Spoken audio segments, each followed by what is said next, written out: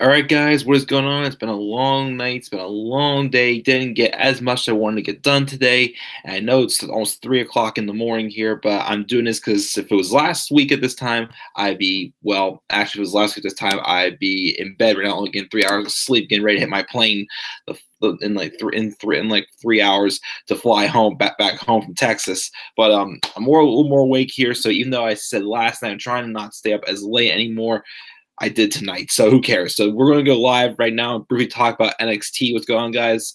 This is the Club Minute 93 here for my live review of the March 6th, 2019 edition of NXT that took place at Full Sail University. And this show was just mainly a 75-minute edition of the complete first round of the Dusty Rhodes Tag Team Classic. We had four tag team matches, all for the Dusty Rhodes Tag Team Classic happened tonight.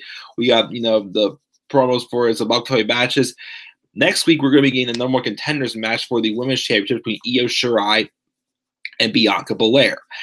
In 2 weeks, we're going to be getting a match with Keithley and Dominic Dijakovic, which we waited until TakeOver. Maybe we will still get it. Who knows? But we'll have to wait and see. Of course, though, watching the show, just seeing, that main event was awesome. But knowing this is all going to change, though, because of Tommaso Ciampa's neck surgery. He's actually getting today, Thursday, March 7th. But we're still going to focus on March the 6th and talk about how fun this episode was.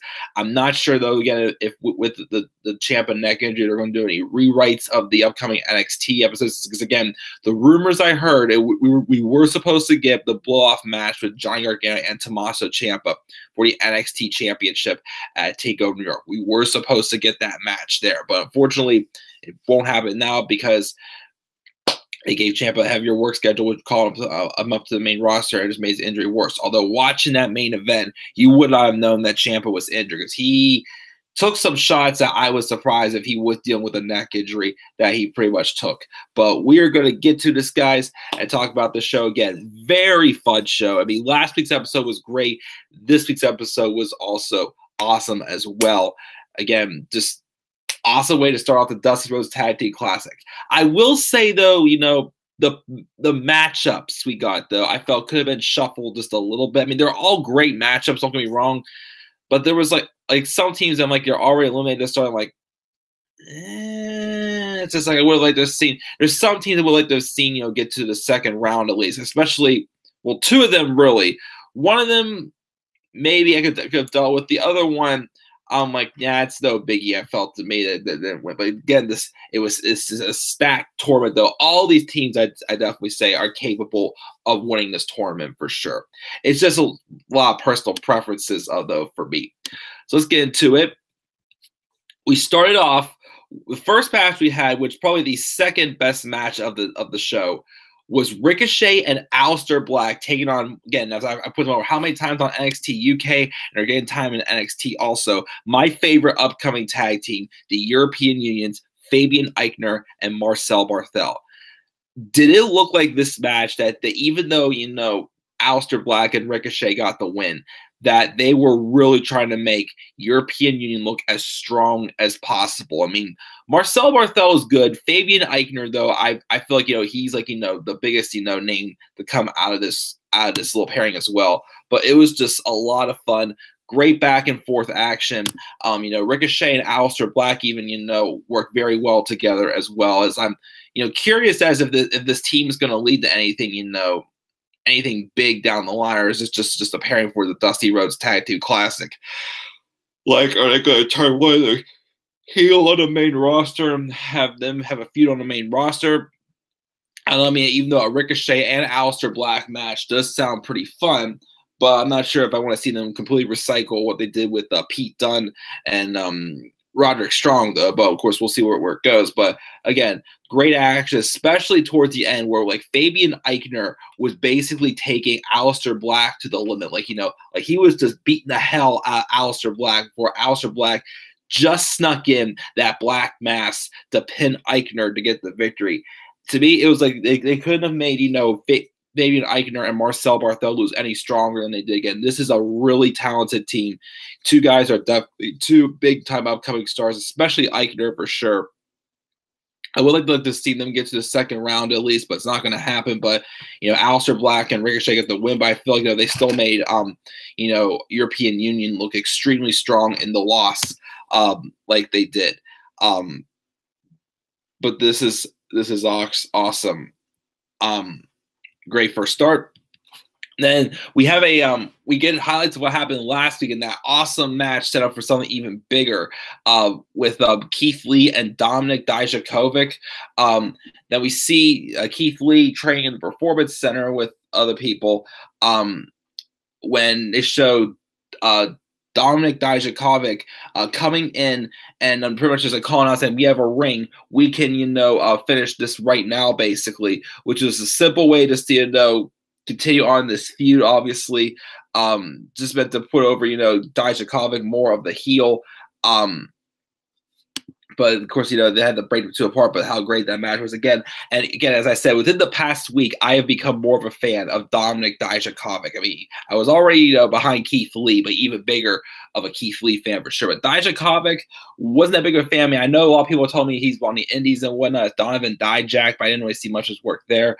But between that match last week and then the match I saw him have with Punishment Martinez at the NXT Live event on Friday, like I'm slowly becoming more and more of a fan of Dominic Dijakovic. But it was announced we're gonna get this match in 2 weeks, and I'm like, rats! Like maybe those lead us up to one more match at Takeover, but this needs to be a Takeover match. I mean, they were doing things in the ring last week that men their size shouldn't even be doing. They were big men, whether it's tall and athletic or tall and heavy.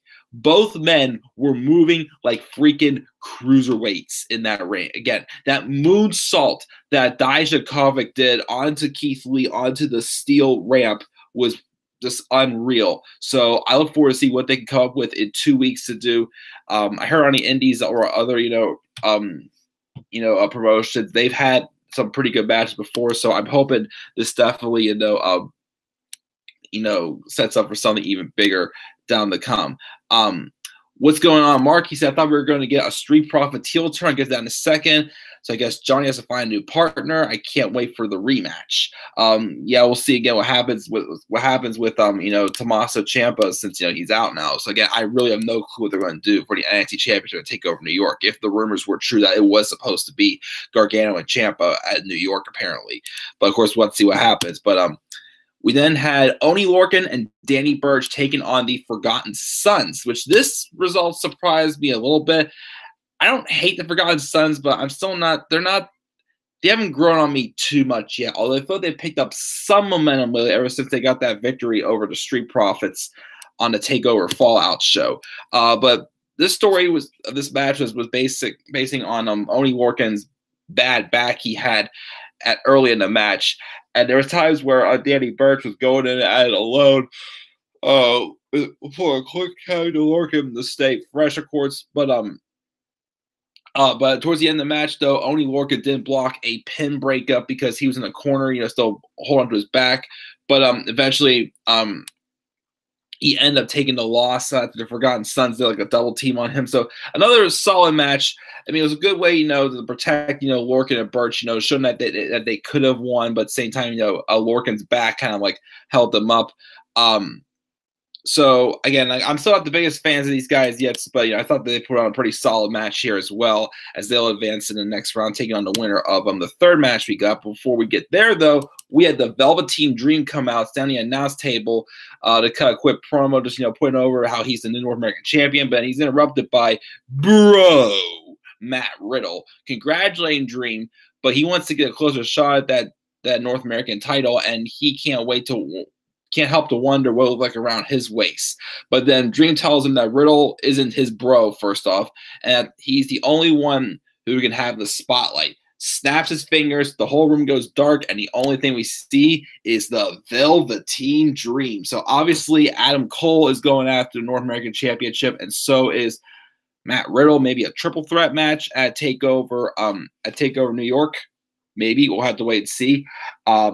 Either way, though, running faces will be awesome. Again, I just saw a great match that Dream had with Cole on Friday at the live event. Of course, again, My favorite part was still when Dream gave Cole the finger and gave him the Stone Cold Stunner, which I thought was epic for sure. Of course, I think Cole sold it, though, as good as Daniel Bryan sold the Stunner yesterday that he took from Kevin Owens, which was pretty awesome. But yeah, I'm really looking forward to seeing what's going to happen with the North American title as well. The next match we got was Mustache Mountain taking on the Street Profits. And another fun, solid tag match, and Mustache Mountain won. So again, it looks like like they're showing the frustration, the more aggression coming out of Street Profits in this match, looking like they're going to turn them heel probably after Takeover. Which, okay, but I kind of hope that they don't do what they did with the Mighty last year. Turn them heel and just feel like they couldn't really get out of the spot unless they're going to set for them to eventually dethrone the War Raiders, which if they do that, awesome.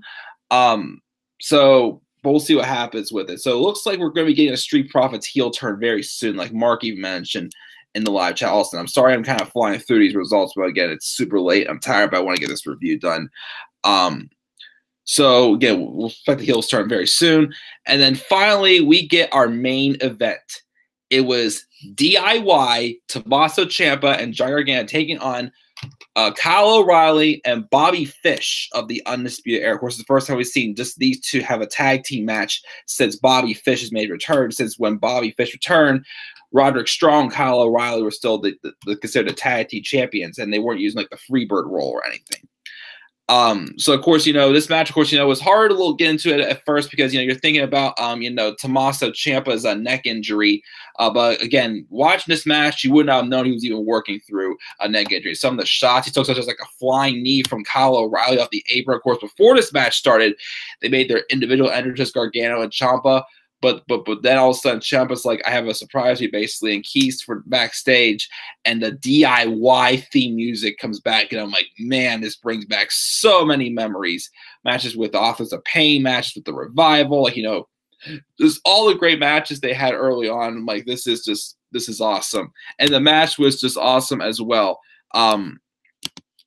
This was still just awesome to watch.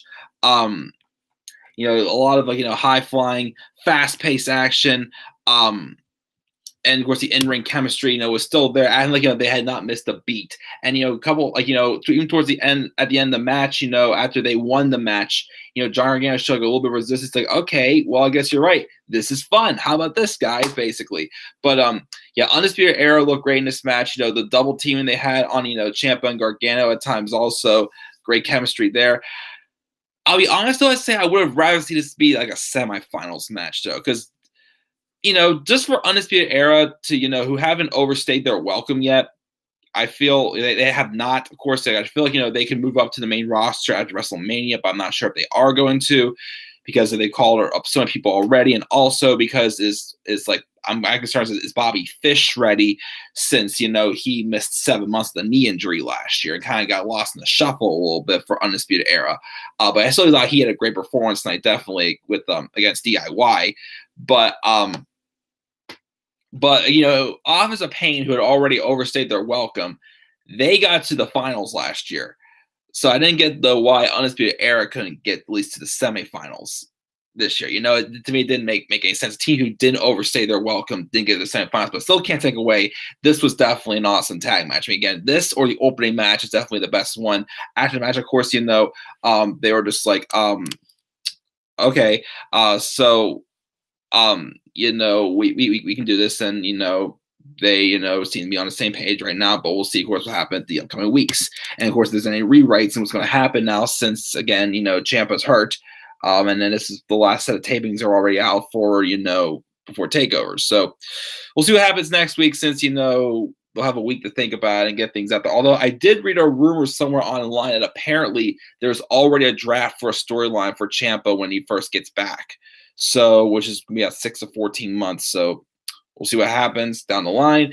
Best way for my live view of NXT, guys. Guys, I'm sorry again, I kind of rushed through this, and I could have said a little bit more, but again, it's late. I'm tired, but I wanted to get this review done with. I'll give it a strong A for this week because, you know, the action was just right on spot for a great first round. Can't wait to see what we get in the second round, as we will be getting DIY and Ricochet and Aleister Black taking, and then the other match would be Mustache Mountain and the Forgotten Sons. So we'll see what happens, of course, in round 2 of the Dusty Rhodes Tag Team Classic.